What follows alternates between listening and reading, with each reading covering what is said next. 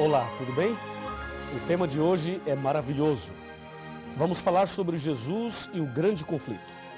Aqui em João 14, verso 6, está escrito: Respondeu-lhe Jesus: Eu sou o caminho, a verdade e a vida, e ninguém vem ao Pai senão por mim. Esta é a maior verdade sobre Jesus. Ele é o caminho, a verdade e a vida, e que ninguém será salvo senão por ele. A questão é a seguinte: lá em Daniel 8, verso 12, diz que Satanás jogaria a verdade por terra. E para fazer isso, Satanás usaria a igreja romana e as suas filhas.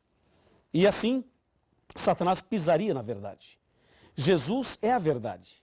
Eu pergunto, será que Satanás pode jogar Jesus por terra? Claro que não, absolutamente não. Então, como ele trabalharia para pisar na verdade sobre Jesus? De acordo com a Bíblia, Jesus é o nosso único mediador, está aqui em 1 Timóteo 2, verso 5, há um só Deus e um só mediador entre Deus e os homens, Cristo Jesus, homem. Então Jesus é o único mediador, Jesus é o nosso advogado, que está interligado uma coisa com a outra, e Jesus é o nosso suficiente e poderoso Salvador. Então Satanás odeia Jesus Cristo. Esse ódio começou lá no céu. Aqui em Apocalipse, capítulo 12, versículo 7, está escrito assim, Houve peleja no céu. Miguel e os seus anjos pelejaram contra o dragão. E também pelejaram o dragão e os seus anjos. E aí o verso 8 continua descrevendo essa guerra. Percebe aí a ira do dragão, e nesse caso o dragão é Satanás, contra Miguel, nesse caso Miguel é Jesus. Então, desde o céu, Satanás odeia Jesus Cristo. E por isso ele começou uma terrível perseguição a Jesus. O resultado é que Satanás foi expulso do céu. E aqui na terra, Satanás continuou esta perseguição a Jesus. Quando Maria ficou grávida e Jesus então estava para nascer aqui nessa terra, para nos salvar do pecado, Satanás fez de tudo para conturbar o nascimento de Jesus. Inclusive, na época, algumas mulheres tinham casos com alguns sacerdotes e depois os sacerdotes diziam a elas, diga que a sua gravidez é obra do Espírito Santo, porque eu sou um sacerdote e você teve um caso comigo. Então, se você está grávida, é obra do Espírito Santo. E essa ideia começou a ser usada, espalhada naquela época. E quando a Maria ficou grávida e disse que era obra do Espírito Santo, então muitas pessoas não acreditaram, achando que Maria era mais uma vítima daquele sistema pecaminoso entre os homens maus. Satanás armou tudo para tentar conturbar o nascimento de Jesus. Ele não conseguiu atrapalhar, Jesus nasceu, e quando Jesus tinha mais ou menos 2 anos de idade, Satanás entrou em Herodes e mandou matar todas as crianças de 2 anos para baixo. A intenção era matar Jesus. Mas Deus protegeu Jesus e Jesus foi levado para o Egito. E ali ele foi protegido. Mais uma vez, Satanás perdeu a batalha. Perdeu no céu e perdeu ali no nascimento de Jesus. O tempo passou, Jesus cresceu e aos 30 anos, Jesus Cristo foi batizado no Rio Jordão por João Batista. E aí, após o batismo, aconteceram algumas coisas muito interessantes que nós vamos conversar agora. Me acompanhe, por favor. Vamos analisar exatamente o que aconteceu ali após o batismo de nosso Senhor Jesus Cristo. Jesus foi batizado e após esse batismo, ele foi ao deserto. E diz a Bíblia em São Mateus capítulo 4, que ele foi levado pelo Espírito ao deserto. E lá no deserto ele ficou em jejum 40 dias e 40 noites, depois teve fome. E aí apareceu o tentador e disse, se tu és filho de Deus, transforma as pedras em pães. E aí Jesus respondeu dizendo, está escrito, nem só de pão viverá o homem, mas de toda palavra que sai da boca de Deus. E aí vem a segunda tentação, lança-te daqui abaixo, e aí vem a terceira tentação, e a terceira é que eu gostaria de destacar com você. Por favor, me acompanhe aqui em São Mateus capítulo 4. São Mateus capítulo 4, versículo 8, aqui está a terceira tentação. Versículo 8. Então levou ainda o diabo ao monte muito alto, mostrou-lhe todos os reinos do mundo e a glória deles. E lhe disse, tudo isso te darei, se prostrado me adorares. Olha que absurdo. Satanás pediu a Jesus que o adorasse e disse, eu te dou todos os reinos do mundo e a glória deles. E aí diz o versículo 11, ou melhor, o versículo 10, Mateus 4, verso 10. Então Jesus lhe ordenou, retira-te, Satanás, porque está escrito, ao Senhor teu Deus adorarás e só a Ele darás culto. Que maravilha! Jesus foi firme ali. E você pode perceber que Satanás sempre tentando levar Jesus a cometer algum pecado, algum deslize, e sempre tentando atrapalhar o plano da salvação. A ira de Satanás contra Jesus começou lá no céu, depois veio para a terra, e como você pode perceber aqui, em cada fase da vida de Jesus, ali está Satanás tentando atrapalhar. Onde Jesus ia, tinha uma pessoa com problema, uma pessoa cega, uma pessoa aleijada, uma pessoa possessa, uma pessoa com algum tipo de problema. Ou seja, Satanás colocava o problema ali e Jesus chegava e tirava o problema. Jesus colocava a mão e curava as pessoas. Jesus chegava e os demônios iam embora. Jesus libertava aquela pessoa. E assim, toda a vida de Cristo foi uma vida também envolvida no grande conflito. De um lado, Satanás perturbando, atrapalhando. Do outro lado, Jesus amando, curando, libertando, salvando as pessoas. Até que o tempo foi passando. E chegou o momento em que Jesus deveria ir a Jerusalém. E ali Jesus deveria ser entregue, deveria ser preso e deveria ser morto. E aí aconteceu um fato muito curioso que nós vamos ver na Bíblia. Mas antes de ver, quero lhe fazer uma pergunta. Na sua opinião, Satanás queria que Jesus morresse? Sim ou não? Na sua opinião, você acha que o diabo gostaria que Jesus morresse? Vamos pensar. Se Jesus morresse, o que o diabo ganharia com isso? Aparentemente nada. Pelo contrário, a morte de Cristo seria a derrota de Satanás. Mas se Satanás não tentasse Jesus, se Jesus não morresse, o que teria acontecido? Percebe? Satanás, se ele pudesse matar uma pessoa, ele mataria quem é cristão ou quem não é cristão. Ele mataria quem serve a Deus ou quem não serve. Resposta. Se o diabo pudesse matar e ele matasse um cristão, o que o diabo ganharia com a morte de um cristão? Não ganharia nada, porque o cristão morreria salvo e a morte do cristão ainda poderia salvar outras pessoas. É ou não é? Agora, se o diabo matar uma pessoa que não é cristã, além da pessoa morrer perdida, então Satanás ali conseguiu tirar uma vida. Logo, se ele pudesse matar, ele mataria uma pessoa não cristã. Agora, e no caso de Jesus? Satanás queria que Jesus morresse ou não? Resposta. Houve um tempo em que Satanás desejou a morte de Cristo. Mas houve um tempo em que ele não desejou a morte de Cristo. Houve um tempo em que ele queria que Jesus pecasse. Pecasse. A ideia era essa. Por isso que aqui em Mateus 4, ele tenta Jesus para Jesus pecar.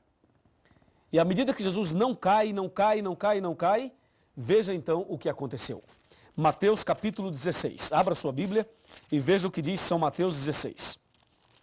São Mateus 16, nós vamos ler aqui a partir do versículo 21. Está escrito: Desde esse tempo começou Jesus Cristo a mostrar a seus discípulos que lhe era necessário seguir para Jerusalém, sofrer muitas coisas dos anciãos e dos principais sacerdotes e dos escribas, ser morto e ressuscitado no terceiro dia. Verso 22. Pedro, atenção, hein? Atenção. Pedro, chamando-o à parte, começou a reprová-lo, dizendo: Tem compaixão de ti, Senhor, isso de modo algum te acontecerá. Mas Jesus, voltando-se, disse a Pedro: Arreda-te, Satanás, porque tu és para mim pedra de tropeço, porque não cogitas das coisas de Deus, e sim das dos homens. Percebeu? Veja, Satanás queria que Jesus morresse aqui. Satanás usou Pedro para dizer a Jesus: ó Jesus, se você sabe que vai a Jerusalém, que vai ser preso e que vai morrer, então não vá, fique aqui. É óbvio. Mas Jesus percebeu que por trás desse conselho de Pedro estava Satanás. E por isso disse: arreda-te, Satanás. Assim, Satanás tentou de todas as formas, de todas as maneiras, ele tentou atrapalhar o plano da salvação. Não conseguiu. Ele foi derrotado em tudo. Todas as vezes que ele se confrontou com Jesus, ele perdeu. E hoje ele vai perder mais uma vez, porque você já foi comprado, remido pelo sangue de Jesus. E aquele que é alcançado pelo sangue de Jesus, o maligno não lhe toca. O maligno pode até tentar alguma coisa, mas ele não consegue, porque quem está em Jesus é uma nova criatura e é mais do que vencedor. 2 Coríntios 5, verso 17. Meu amigo e minha amiga, se o diabo perdeu todas na luta, no conflito entre o bem e o mal, então como fica Daniel 8,12 que diz, lançou a verdade por terra? Me acompanhe.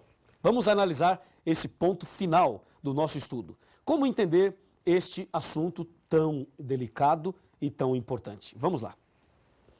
A palavra de Deus nos apresenta a profecia de que Satanás pisaria na verdade. A questão é a seguinte. Aqui no meu computador eu tenho algumas informações importantes. Veja, Satanás foi ousado, muito ousado, e tentou de tudo para atrapalhar Jesus. Agora que ele não conseguiu, que ele perdeu todas, e quando Cristo morreu na cruz, Satanás estava definitivamente derrotado. Então agora o que ele faz?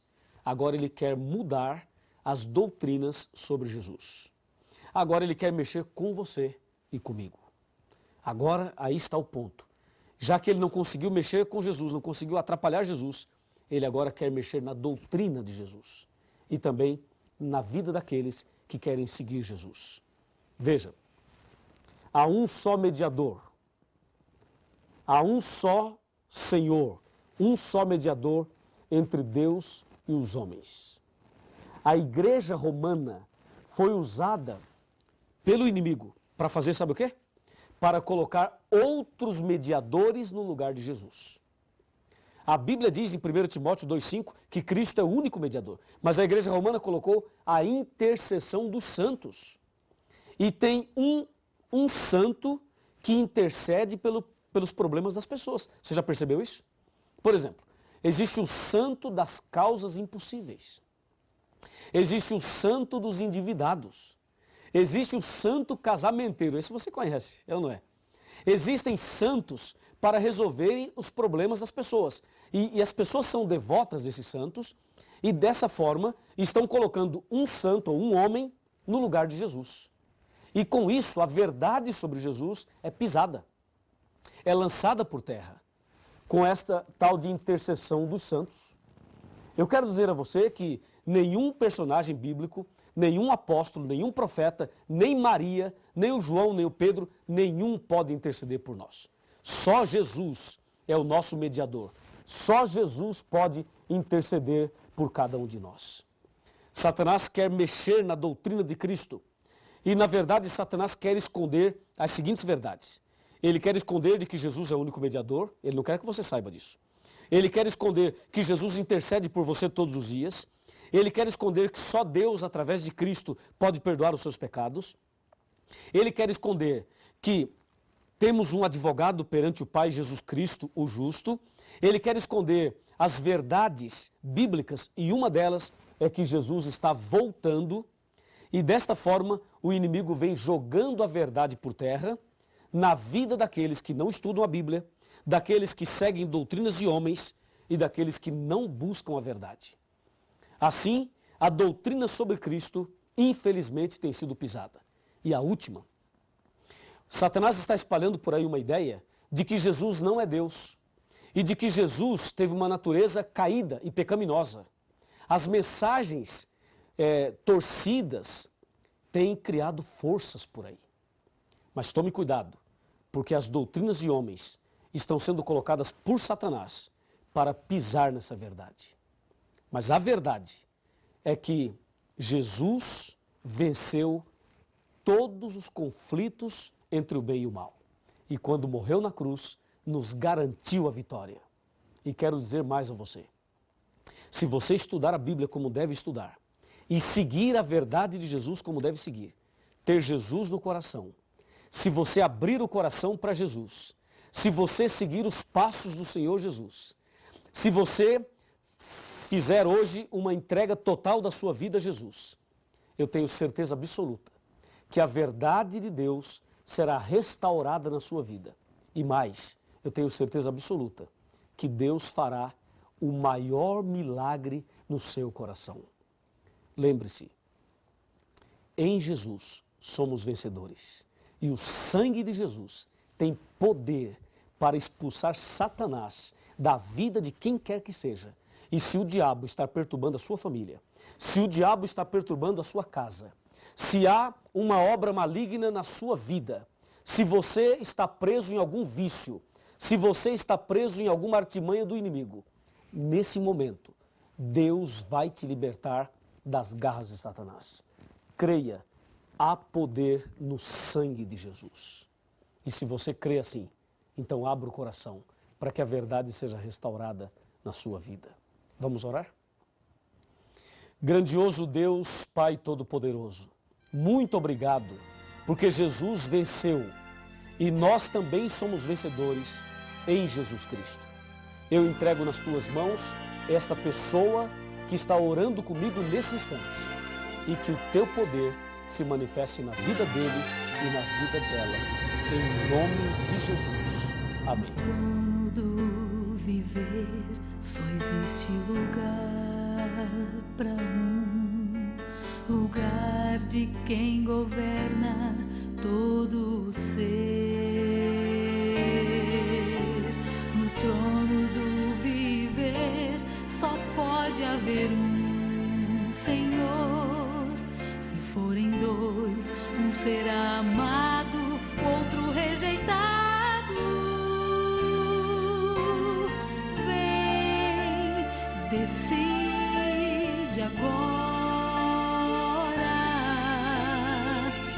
quem vai ocupar seu coração. Mas lembre, se ele não for o primeiro em seu coração, então já não é mais nada, não passa de uma ilusão. Mas se ele for o primeiro, o seu companheiro, motivo do seu existir, você vai viver, você vai sorrir, você vai vencer.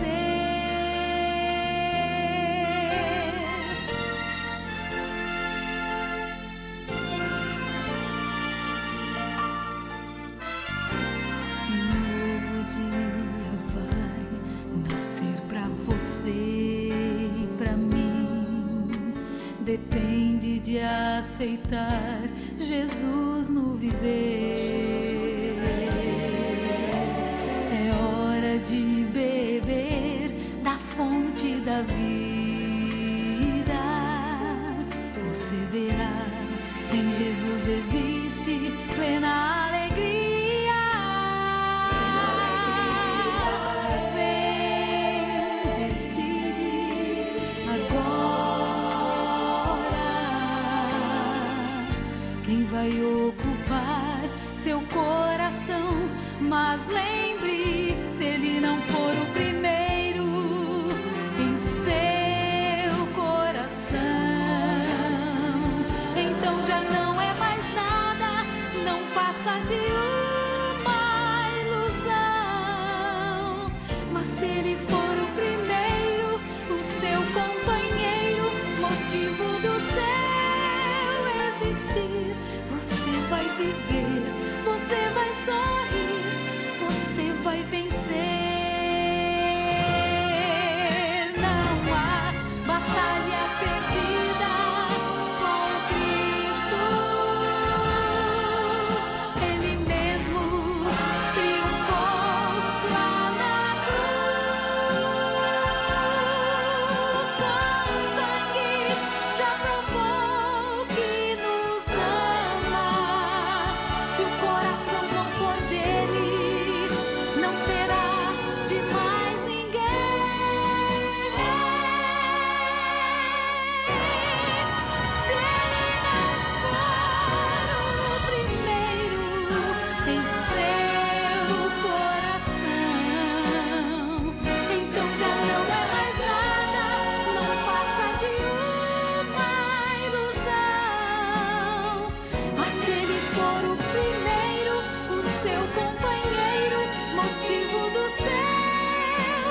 existir, você vai viver, você vai sorrir.